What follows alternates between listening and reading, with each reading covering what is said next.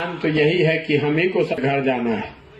आप हमारे कैंप हमारे घर में आए हैं, इसके लिए आपका तहे दिल से शुक्रिया अदा करते हैं, आपका आभार व्यक्त करते हैं। ज्यादातर आदमी हमनी के इलाका के बाड़न तो भोजपुरी में बोलल दे, ठीक बा ना? शाहाबाद के बहुत आदमी हमें बाड़न, कुछ गया, अरवल, जहानाबाद, औरंगाबाद के भी आदमी लोग बा। देखिए, हम जब से पैदल चले शुरू कैले बानी 150 दिन के करीब करीब हो गए। सुबह से शाम तक हम पैदल चलते हैं, गाड़ी पर नहीं चढ़ते हैं। ईमानदारी और शुद्धता से ये प्रयास कर रहे हैं कि हर जगह पैदल चल के जाएं, लोगों से मिलें, समझें कि आखिर बिहार की ये दुर्दशा क्यों है। वो तो काम चल ही रहा है। जिस परिचय से आप लोग हमको जानते हैं, चुनाव लड़ना लड़ाना, उस काम को हमने छोड़ दिया है। हम किसी का चुनाव नहीं लड़ा रहे, अभिराम शर्मा जी का भी चुनाव नहीं लड़ा रहे। लेकिन हम जब पैदल चल रहे हैं तो हर गांव में ज्यादातर जगह हम लोग स्कूल में ही रुकते हैं, क्योंकि स्कूल के पास ही उस तरह का ग्राउंड है, या वित्त रहित जो विद्यालय महाविद्यालय चल रहे हैं, कागज पर ही चल रहे हैं लेकिन चल तो रहे हैं, उनके पास वो जमीन है जहां ये 2 एकड़ 3 एकड़ में ये व्यवस्था बनाई जा सके। तो करीब करीब सब गांव के शिक्षक लोग जब हम जाते वहां तो मिलते हैं, और उनकी शिकायत वही है जो आप उसके भुक्तभोगी हैं कि भैया नियोजित शिक्षक की हालत बहुत खराब बा, हमने के कोई सुने वाला नहीं थे। तो हमने आप कई बार शिक्षकों को बहुत कड़े शब्दों में भी कहा कि भाई हम आपकी मदद क्यों करें, हम आपका मदद करें क्यों, आप तो स्वयं की मदद नहीं कर रहे हैं। तो कई जगह पर शिक्षकों को बुरा भी लगा होगा कि हमारे पास भाई हम दल बनाए नहीं है, हम आपका आंदोलन लड़ने नहीं आए, हम तो अपना काम कर रहे हैं, हम आपका आंदोलन अपने सर पर क्यों ले लें। लेकिन हर दूसरे तीसरे चौथे 5वें दिन कोई न कोई शिक्षक समूह मिलता है और उसकी अपेक्षा इतनी ही होती है कि भैया रउआ आवाज लगाएं, आप बोलिएगा तो बात हो जाएगा। हम आपको बता रहे हैं हमारे बोलने से आपका काम नहीं होगा, हम आपको झूठ नहीं बोलना चाहते। आपको 2015 में हमने देखा है, हम उस समय प्रचार कर रहे थे नीतीश कुमार का, तो शिक्षक संगठनों ने भाजपा और भाजपा के नेतृत्व के कहने पर उस समय पूरी ताकत से भाजपा की मदद की। आप जिसका मदद किए वो चुनाव हार गया। तो जो मान लीजिए हम नीतीश कुमार हैं तो हम तो यही समझेंगे कि इन लोग का वैल्यू क्या है, तो बात कोशिश कैलन जा तबो ना हारा पैलन जा। लेकिन आपका दुर्भाग्य देखिए, या भाजपा का दुर्भाग्य देखिए कि 2 बरस के बाद वही सुशील मोदी उप मुख्यमंत्री बन गए, और उनके पास 5 बरस का समय था कि जो वादा उन्होंने आपसे किया था उसको वो पूरा कर सके। आपका कोई वादा उन्होंने पूरा नहीं किया। लेकिन शिक्षकों की दुर्दशा देखिए, जब सुशील मोदी नहीं माने तो आप तेजस्वी यादव का अपने पैर पकड़ लिया या पूंछ पकड़ ली। जिस तेजस्वी यादव ने पहले आपका 15 में, तेजस्वी यादव, लालू यादव भी उस महागठबंधन में थे, हम लोग आपका मांग नहीं माने थे उस समय, लेकिन आप इतने व्याकुल हैं कि तेजस्वी यादव का भी पोंछ पकड़कर आप समझे कि यही हमारा सुधार देगा। तो इस बार आप लोग जिसको वोट दिए वो आदमी फिर चुनाव हार गया। तो इसकी पहली बात तो आपकी ये दिखाता है कि जो आप दम भरते हैं कि हमने के 4 लाख आदमी बानी जा, इस दम को थोड़ा कम कीजिए। आप किसी को चुनाव हरा जिता नहीं सकते।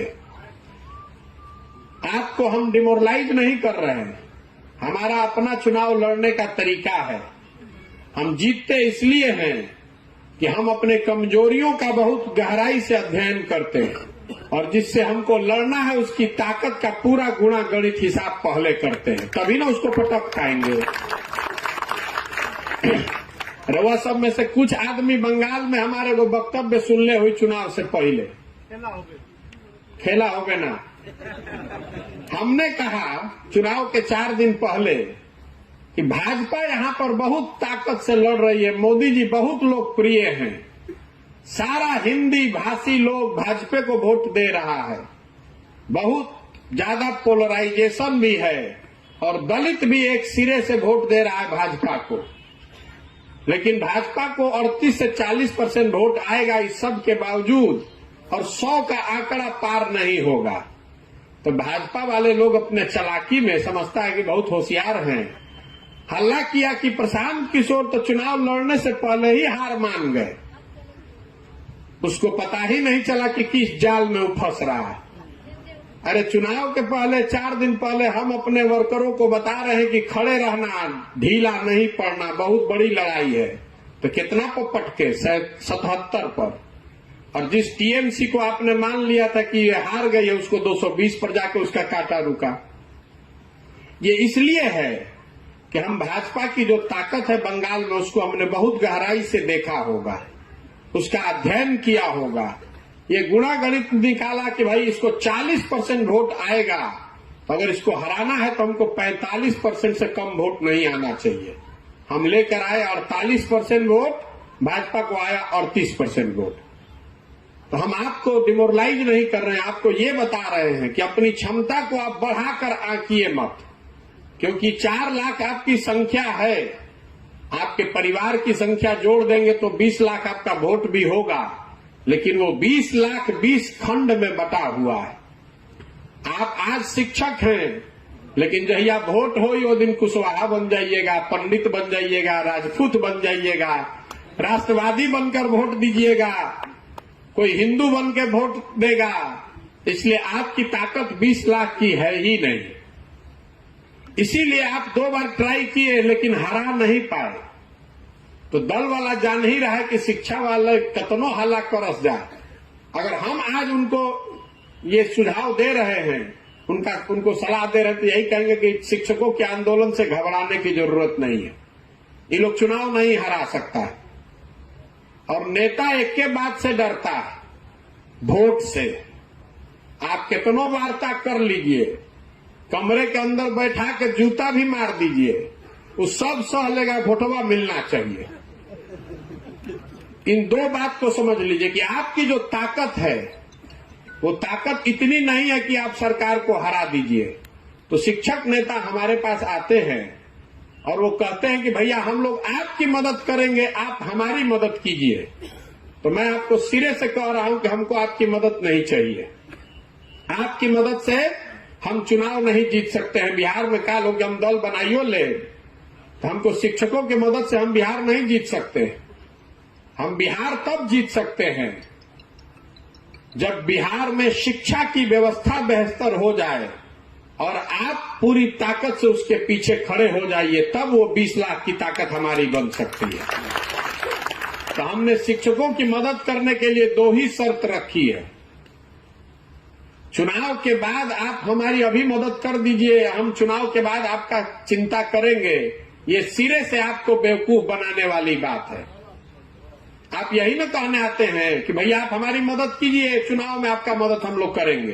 तो हम तो यही कह दें कि हम तो सरकार में बानी ना, 2 प्रेस कॉन्फ्रेंस कह दे, 2 बात हल्ला कह दे कि भाई शिक्षकों के साथ अन्याय हो रहा, अपना घोषणा पत्र में लिख दे। जब जीत के चल आई तरुआ के भेंट होके चाइना रुआ क्या कर ले, हमारे कुछ नहीं कर सकते।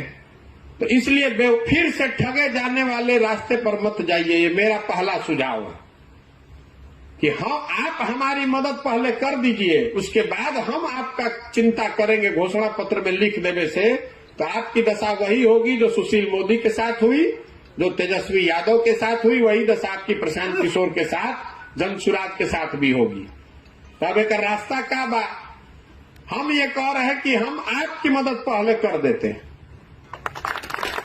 आपकी जो चिंता है, हम 24 के चुनाव से पहले आपका उपाय निकलवा देते हैं।